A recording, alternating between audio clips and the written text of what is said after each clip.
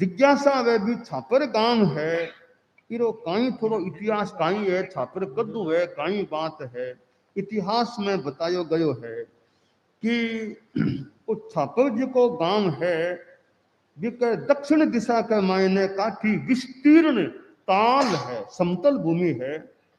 ई वास्ते ई नगर ने ताल छापर भी कयो जावे है, छापर भी कहे ताल छापर भी कयो जावे है।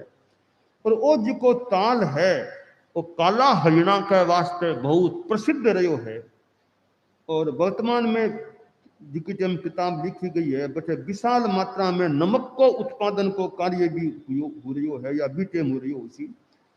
और ताल के दक्षिण पश्चिमी छोर से एक पहाड़ी श्रृंखला शुरू है। ताल के दक्षिण पश्चिमी छोर से पहाड़ी श्रृंखला शुरू हो जावे है। तो जिसमें 8 पहाड़ियां को उल्लेख मिले है, काली पहाड़ी आदि आदि 8 पहाड़ियां। इन्हें पहाड़ियां भी है, इन्हें रेतीला टीला है, इन्हें समतल भूमि ताल है। यहाँ वो छापर को कस्बो है जिसमें त्रैविध्य 3 प्रकार की होगी, समतल भूमि भी, पहाड़ भी, इन्हें रेतीला टीला भी रहा है। वो त्रैविध्य है, वो प्रकृति को वैविध्य है, वो भी छापर कस्बे की मानो गरिमा ने बढ़ाने वालों है। और 3 को सहावस्थान पहाड़ियां भी है, टीला भी, ताल भी, तीनों को यूं योग होना भी एक अपना आप में विशेष बात है छापर के वास्ते। छापर बहुत प्राचीन नगर रहो है। आप बताई गई है कि मुता नैनसी की ख्यात में जी की बात आवे है कि आ भूमि है धृतराष्ट्र द्वारा द्रोणाचार्य ने दान में दी गई। और भी टाइम छापर भी क्षेत्र की राजधानी के रूप में हुआ करती है। बटों पश्चिम की कुछ दूर पर काली पहाड़ी की तलहटी के मायने द्रोणाचार्य एक द्रोणपुर नाम को वो गांव दोदी बसायो। और कहो जावे है कि जिको अस्तित्व भग्नावशेषों के रूप में अभी भी विद्यमान भी है, यहाँ अपनी ग्रंथ में बताई गई है। और द्रोणपुर में लिखेड़ी 18वीं शताब्दी तक की जैन ग्रंथों की अनेक प्रतियां भी मिले हैं। यूं लगे बहुत निकट भूत तक इसकी विद्यमानता रही है द्रोणपुर की। कालांतर के मायने आ एरिया और छापर वाली एरिया शिशुपाल वंशीय राजा के कब्जे में आ गई। बांखन रही सम्मत 632 में चौहान वंशीय राजा मोहिल वे बिरे पर अधिकार कर लिया।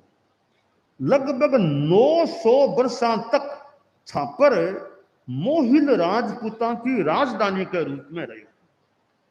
बिरे बाद में सम्मत 1523 में राठौड़ वंशीय नरेश राम जोदो जी बिना हथिया छापर ने हथिया लियो। पछे बिना आपका पुत्र बिदो जी ने जिको प्रबंधन को दायित्व सौंपा। कई वर्षों तक राठौड़ा और मोइला में बटे के स्वामित्व को उठा पटक चालती रही। आखिर बिदो जी को उनके बड़े भाई बिको जी तथा चाचा कांदल जी का सहयोग मिला। तब सम्मत 1531 में वहां राठौड़ों का स्थायी स्वामित्व हो गया। और उसी के निकटस्थ काल में बिको जी ने बीकानेर राज्य की नींव रखी।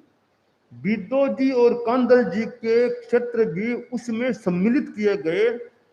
तो बाद में सारो आपने बीकानेर राज्य बनो, जिकरो नाम पछे कालांतर में थली नाम पड़ गयो गिरो, वो प्रख्यात गयो थली। तो जिकी टाइम वो छापर की आपने चर्चा चल रही है, तो बी टाइम के मायने कालूगनी को जन्म को टाइम हो, बी टाइम छापर बीकानेर राज्य के अंतर्गत आया करतो हो। बाद में भारत आजाद हुयो, जना वो प्रांत राजस्थान प्रांत को निर्माण हुयो, जना अनेक राज्यों को विलय राजस्थान में करियो गयो। बी टाइम बीकानेर राज्य भी राजस्थान में विलीन हुयो।